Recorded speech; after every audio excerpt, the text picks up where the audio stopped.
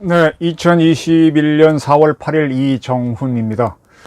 서울시 보선, 부산시 보선, 시장 보선이 끝났는데 다시 한번 정리를 해보겠습니다. 오늘의 제목은 이낙연이 보여준 서울법대 출신의 한계, 윤석열을 위한 충고입니다. 이낙연 씨가 더불어민주당 상임선거대책위원장을 맡았었죠. 그리고 이번 재보궐선거 공식 선거운동하는 3월 25일 첫날에 페이스북에 이렇게 썼습니다. 잘못을 통렬히 반성한다. 국민 여러분 도와주십시오. 그렇게 쓰고 나서 부동산 비리를 뿌리 뽑고 공직사회를 맑게 고쳐야 하는 시기, 코로나19도 그에 따른 민생과 경제의 고통도 빨리 끊어야 하는 시기, 서울시 대전환, 가덕 신공항 건설 같은 대형 미래 비전을 시작할 시기, 이렇게 쭉 쓰고 나서는 민주당은 절박하고 겸손한 마음으로 국민 여러분을 뵙겠다. 후회 없이 남김없이 모든 것을 다 쏟으며 골목과 거리를 찾겠다 그랬습니다. 그런데 결과는 참패입니다. 이낙연 씨, 동아일보에서, 물론 저희 동아일보 선배입니다. 똑똑하신 분이셨고요.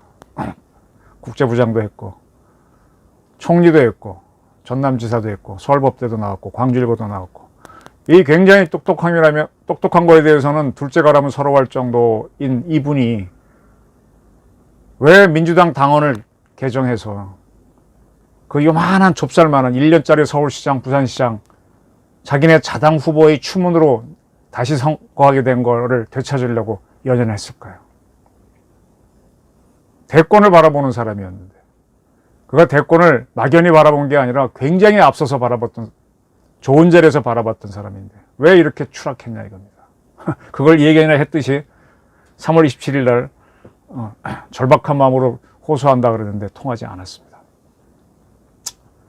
네, 이거 한 여론조사 그래프입니다. 이낙연 씨의 지지율이 작년 4.15 총선 직후에는 28%에 이르렀었는데 1년 만인 이번 4월 초에 7%로 추락했습니다. 반대로 그래프에 보여주듯이 윤석열 씨는 급상승했고요. 이재명 씨는 그런 대로 유지합니다. 왜 이렇게 이낙연 씨는 추락했을까요? 간단합니다. 어제 방송에도 말씀드렸지만 친문, 대깨문에 충성했기 때문에, 그들의 편승하려고 했기 때문입니다. 이재명 성남시장은 그래도 대깨문하고 싸우는 모습을 보이지 않습니까? 그렇다고 해서 완전히 배신도 안 해요. 줄타기를 아주 잘하고 있죠. 이게 뭐냐? 용기 부족, 이낙연 씨. 그릇이 작은 겁니다. 당원을 개정해서 서울, 부산 시장 후보를 낸 게 거의 한계입니다. 그때는 참 자기들끼리는 잘한다 그랬겠죠. 그 결국 뭐냐? 이낙연 씨는 바른 말 못하는 압박이 들어오면 휘어지는, 낭창 휘어지는 수양버들이라는 얘기입니다. 겉보기에는 굉장히 화려하지만은 약하다는 얘기입니다. 이낙연 씨의 이러한 처신을 이번 선거를 앞두고 젊은이들이 냉정하게 바라봤던 것 같아요. 저는 이 코로나가 창궐하면서 그 이전의 대한민국과 이후 지금의 대한민국은 완전히 다른 나라라고 봅니다. 앞으로는 밤 9시, 10시 이후에 술 먹고 흥청망청하는 문화는 없어질 거예요.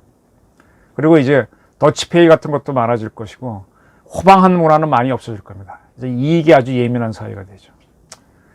그렇다고 해서 사람들이 단순간에 변하겠습니까? 이낙연 씨도 그 성격, 성품이 하루아침에 변하겠어요? 대체로 보게 되면 사람은 그 나이의 지배를 받으니까 이번 선거 분석에서 나왔듯이 50대 이상은 어차피 보수입니다. 보수로 갑니다. 근데 그 밑에 더 많은 사회에서 활동하는 친구들이 진보를 갖기 때문에 우리 사회에서는 민주당이 집권할 수 있었는데 이번에는 20대와 30대가 민주당을 지지하지 않았습니다. 40대만 민주당을 지지하는 쪽으로 갔죠. 이게 무슨 현상이냐? 한국도 이제 미국화되고 있다는 걸로 저는 보겠습니다. 이게 무슨 얘기냐? 결국은 나한테 유리한 거를 해주는 쪽으로 국민들이 이동하는 겁니다. 조직에 충성하거나 내가 어느 지역 출신이고 내가 어느 학교 나왔고 그래서 누구를 지지하는 게 아니라 나한테 유리한 거를 주는 쪽으로 따라간다는 것입니다. 미국이 그런 사회예요. 미국에서는 미국 월가에 있는 젊은이들은 조금만 그 봉급 많은데도 조금만 더 주면 바로 이동하잖아요. 뭐 그게 가장 첨예화된 게 미국의 메이저리그라든지 뭐 NBL 같은 데서 연봉 많이 준다면 그냥 이동하지 않습니까? 지금 한국도 프로 문화가 생기면서 그런 현상이 자꾸 벌어지고 있는데 이게 가속화된다는 겁니다. 이 조직에 대한 충성. 저만 해도 처음에 신문사 들어갔을 때 정년하려고 그랬고요. 지금까지 기자란 직업을 바꿔보지 않았습니다. 그만큼 뭐 봉급에 과다에 관계없고 지위의 고하에 관계없이 제가 좋아서 했고 충성을 했는데 이제 이런 문화는 적어지는 거죠. 돈을 따라가는 겁니다. 나를 인정해 주는 게 돈으로 버는 거죠. 과거에는 내가 대한민국 어느 매체의 기자다 이게 프라이드였는데 이렇게 통하지 않게 되는 거죠. 실리가 명예인 세상이 갑니다. 일본 문화가 그랬었죠. 그래서 주군을 지키기 위해서는 항상 죽을 각오를 하고 쇠붙고 할복을 했는데 그래서 일본에서는 평생 직장이고 한 우물만 파라 그랬는데 그게 아니죠. 이제는 한 우물만 파면 바보가 되는 시작이 되는 거죠. 한국의 젊은이들도 이익에 민감해집니다. 조직에 대한 충성은 그 다음이고요. 이익을 많이 주면 충성하고 지금도 보면 현대차나 이런 데에서 굉장히 인류 직장인데 뭐 삼성도 그랬던가 보너스가 적다고 막 들고 일어나요. 굉장히 많은 봉급을 받는데도 경쟁업소보다 적다. 뭐 우리가 1위가 아니다. 이런 걸로. 네. 그런 식으로 바뀌어갑니다. 이러한 사회가 되면 될수록 정의는 통하지 않죠. 이익으로 가니까. 근데 이 정의라는 거를 참 정의하기가 힘든데 꼭 옳은 것만 정의가 아니라 조직에 충성하고 내가 속한 집단에 충성하는 게 정의일 수도 있어요. 이번엔 40대가 그런 모습을 보여줬는데 근데 이들이 생각하는 정의는 이념적이었던 것이죠. 좌파적 이념에 충실했던 겁니다. 이게 마지막이 되는 거죠. 이들도 50이 되면 보수로 변할 거고. 근데 젊은이들은 그런 거에 따라가지 않고 이익을 따라갑니다. 근데 미국은 바로 이런 문화이기 때문에 법과 제도로서 정의를 지킵니다. 미국의 법원, 법무부, 국방부, 연준 이런 데는 철저하게 정치 중립입니다. 우리나라에서 이번에 법무부 장관 박범계 그 전임자 추미애 그게 무슨 정치 중립입니까? 그 다음에 이름도 생각이 안 나네. 우리 사법부의 수장 김아무개 대법원장 참 검사장하고 저 법원장 출신 고검 부장하고 싸우면서 그게 무슨 뭐 탄핵하면서 그게 무슨 그게 정치 중립입니까? 미국은 그렇게 정치 중립을 하는 거를 법으로 강요합니다. 그분들이 헌법으로 헌법에 따라 움직입니다. 그래서 그 미친 계란 별명을 갖고 있던 미국 국방부 장관 해병대 출신 맥 누굽니까? 그 양반도 막판에는 트럼프를 비난하고 탁 나가버리잖아요. 헌법 지키기 위해서 그런다고. 그래서 이게 선진국일수록 이익에 민감해지기 때문에 그러면 정의가 없어지거든요. 정의는 뭐 복잡하게 규정할 수 있지만 간단하게 말하면 내 조직에 충성하는 건데 그게 없어집니다. 근데 충성을 하도록 강요하는 것 법과 제도를 만들어 놓고 지킵니다. 미국에서는 헌법을 그렇게 하고 독일은 한 발 더 나가서 헌법대로 국가를 끌고 가라 그래서 헌법 수호청을 만들었습니다. 그걸로 독일이 생각하는 정의를 독일이란 나라를 세울 때 규정했던 정의를 지키는 거죠. 지금 우리는 법원과 법무부, 국방부, 경찰청, 검찰청 전부 다 정권에 충성하고 대통령이 된 그러한 사람이 내가 임명했는데 내 말 안 듣냐 이런 소리를 하고 여권의 대표가 이런 소리를 하고 있으니 이게 무슨 군주국가 시절입니까? 웃기는 소리죠. 그리고 대한민국 체제를 지키는 법이 국가보안법인데 그걸 무력화해 놓고 그 법을 집행하던 국정원을 완전히 지금 거의 뽀개놨지 않습니까? 이렇게 하면 나라가 아닌 거죠.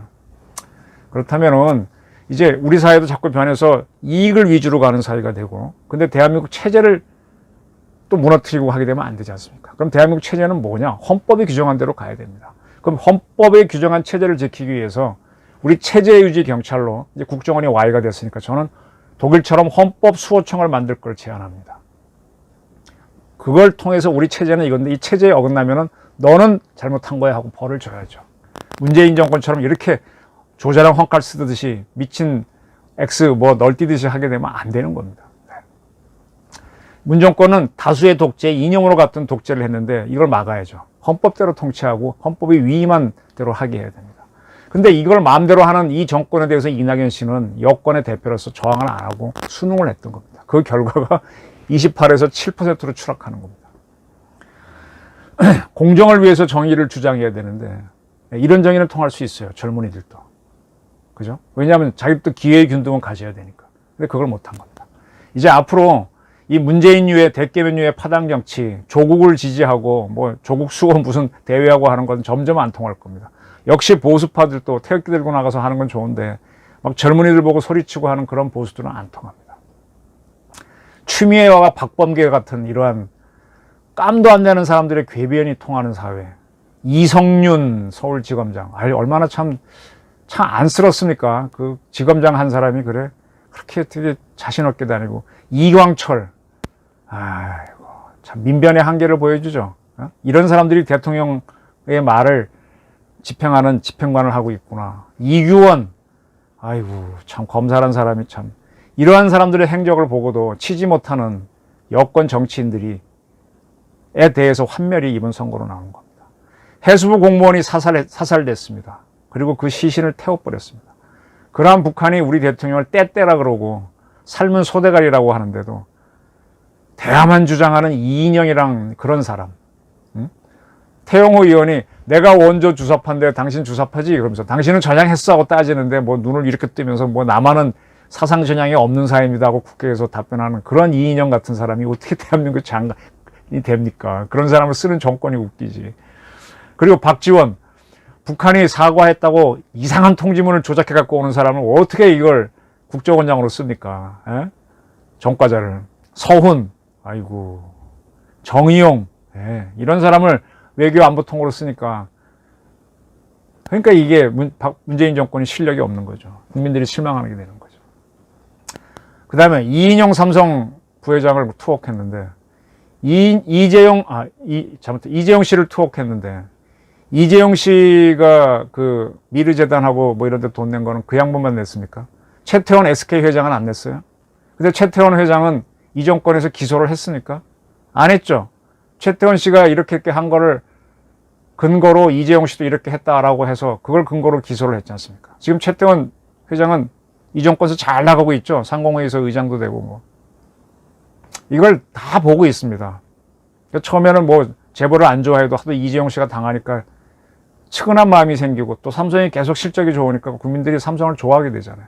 이게 불편부당하지 못한 정권입니다. 칼자루 잡았다가 마음대로 하는 게 아닙니다. 헌법대로 해야 됩니다. 앞으로 대한민국은 체제 경찰로서 헌법수호청 세우는 것을 진심으로 추진해야 됩니다. 자, 이낙연 씨는 똑똑했지만 대인이 아니었습니다. 그리고 정의가 무엇인지 외면했습니다. 그리고 정의가 아니고 파당 정치로 가는 문재인한테 충성을 했습니다. 그 결과가 패배입니다. 제가 이렇게 이낙연 씨에 대해서 조목적으로 얘기하는 것은 윤석열 씨에 대한 얘기를 하기 위해서입니다. 윤석열 씨도 서울법대를 나왔죠. 아직까지 대한민국에서는 서울법대 출신, 가장 똑똑하다고 하는 서울법대 출신이 대통령이 된 적이 없습니다. 왜? 똑똑한 만큼 그릇이 작기 때문입니다.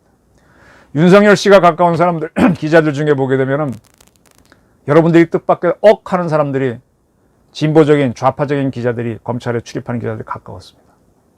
그 중에 일부는 박근혜 탄핵을 만드는 데 기여한 기자도 있죠. 그리고 윤석열 씨가 또 진보적인 사람들하고 많이 어울린 것도 사실입니다. 근데 어쨌든 지금 보수 세력의 지지를 받고 있는데 그가 이낙연을 뛰어넘을 수 있을까요? 뛰어넘어야만 합니다. 근데 아직 아무것도 보여준 건 없어요. 하도 이 윤석열 씨가 이제 이 정권에 맞서는 모습을 보였기 때문에 국민들이 지지를 해준 건데 이제 복잡다단한 이런 상황을 하려면 정의를 지켜줘야 되고 헌법을 수호해야 되고 그 다음에 많은 국민한테 이익이 가도록 해줘야 됩니다. 이낙연의 실패를 보면서 윤석열의 별의 순간이 올 수 있는지 한번 지켜보겠습니다. 가급적이면 별을 따면서 진짜 별값을 하기를 바랍니다. 이낙연 선배를, 대학 선배를 반면교사로 삼기 바랍니다. 감사합니다.